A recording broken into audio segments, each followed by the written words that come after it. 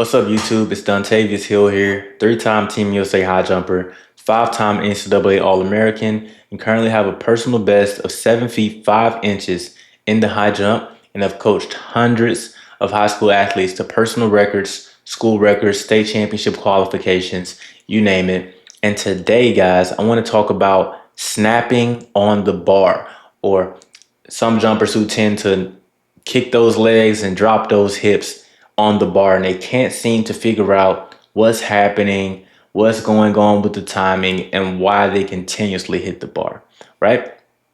And as you can see, we got our red snapper right here. But yeah, today we're going to be talking about snapping.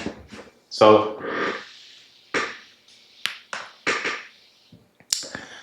when we think about an athlete who's kind of snapping on the bar, what's usually happening is their lower half is hanging down. And when an athlete describes this, they usually say, I just can't figure out how to get my hips up. I don't know how to get my hips up. But the thing is, it's not that your hips aren't coming up. It's you're literally not getting rotation over the bar, which starts on the ground. But most athletes think that it's an in-air problem and that they can't get their hips up for whatever strange reason, right? So your lower half is down. And usually what that's going to look like, if we had to draw us a bar,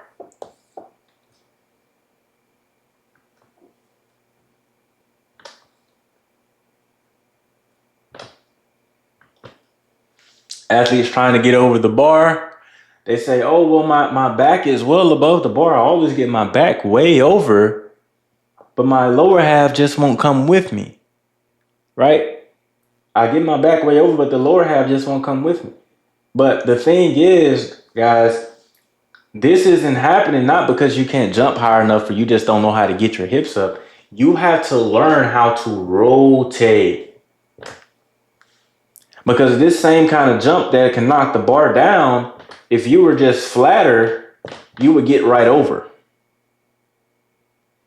This starts on the ground. Okay? This starts on the ground. It does not happen in the air. If you've ever experienced this as a high jumper and you felt like your lower half was down, you need to learn how to run your approach properly on the ground so that you can rotate over the bar, right? But that's the first thing that's usually happening with a so-called snapping jumper, or a jumper who just tries to get their hips up, which is something you can't do. You can't just get your hips up. Your hips are locked in to your body. That's where they're going to be. If you want your hips to be up, you're gonna have to rotate over the bar and jump specifically. So,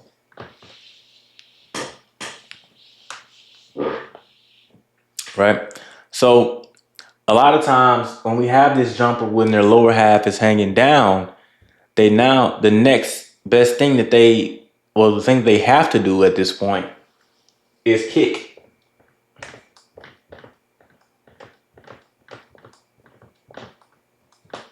Because there's no way that they're going to clear the bar if their upper half is like this, right? I've seen people almost jump straight up like this. Like there's no way that they're going to clear the bar. So the next best plan of action, or the next best task in line, is to go ahead and try and kick the legs. There's no reason to try to hold ourselves over any longer because they're not going to get over, right? So they just try to kick the legs, right? So as you can see, guys, what's happening is some collateral damage is happening right here.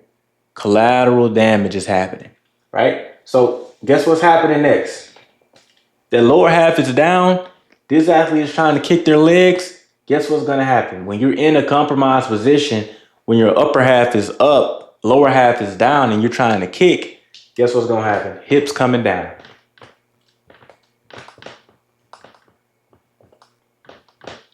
Hips coming down. This is the most common thing that knocks the bar down for arch and snap jumpers. Hips every time. Sometimes the legs, but most times the hips. Arch and snap, hips every time. Right? So let's talk about the collateral damage that was done. Now, it didn't start in the air. The collateral damage of everything that you see here, from the lower half being low, from the legs not being kicked to the hips coming down.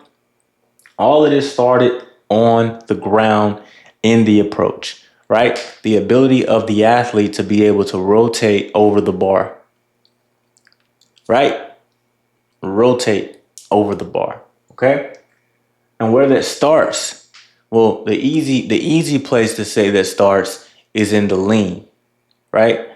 When you're coming around the turn, being able to get some lean in the curve, leaning away from the bar, that is going to set you up for a proper takeoff that's going to throw you, pretty much slingshot you into rotation over the bar, okay? So if you're a jumper who tends to arch and snap,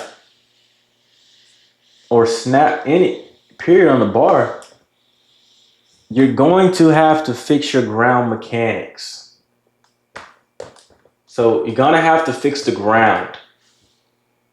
When you fix the ground, that'll solve your problems in the air. Because as we know, high jump is 90% ground, 10% air. You fix the ground, the air will take care of itself, right? So if you have that problem of snapping on the bar, hips dropping, fix the ground so you can rotate and be in a better position. And you don't have to have the hips so low, right? And like I said, learning how to lean, being able to lean in the curve of your approach, being able to run, push the ground, walk that tightrope, get around that turn, right? Run a proper J.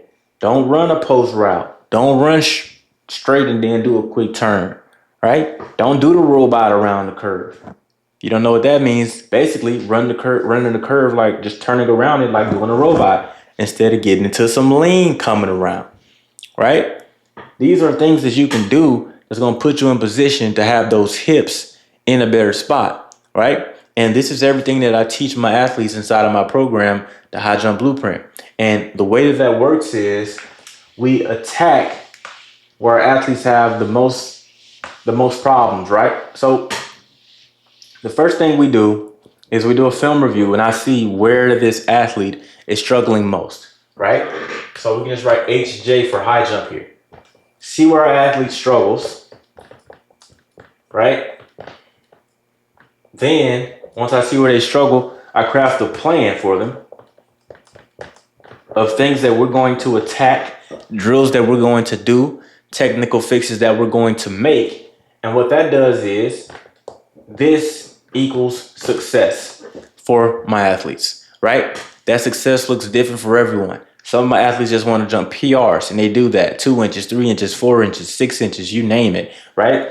Some of that looks like a PR. Some of it looks like a school record, state championship, right? College scholarship opportunities, you name it. It depends on the athlete, depends on the level of the athlete, right? But one thing is true. All of my athletes, the large majority of every athlete I've ever coached has jumped a personal record, right? And it's true. And the thing of the matter is, since I've been able to go from 4'8" to 5'10" to 6'3" to 7 feet to 7'5", it is very easy for me to coach a young lady to go from 4'8" to 5 feet, or very easy for me to coach a young lady to go from 5 feet to 5'4", or a young man from 6 feet to 6'4". It is so easy because I've already been through all of that. I've already coached hundreds of athletes to do that already, using proven systems that have already been done. There is nothing new to it. All these athletes are doing are basically copy and pasting the same system and using personalized feedback from me as their coach and getting a personalized experience so that they can succeed. So if you're a high school high jumper or the parent of a high school high jumper and you want your athlete to get proper instruction so they can actually improve in the sport, then go ahead and click the link down below and apply for a free call with me where I can walk you guys through the coaching process and see where you are in your high jump journey so we can see how we can best help. Okay, so like I said, guys, if you're looking to stop guessing with your training and actually break a school record, get a PR, or just be more confident in yourself in the sport or in life, go ahead and click the link down below so that you can apply for a free call with me and we can get rolling.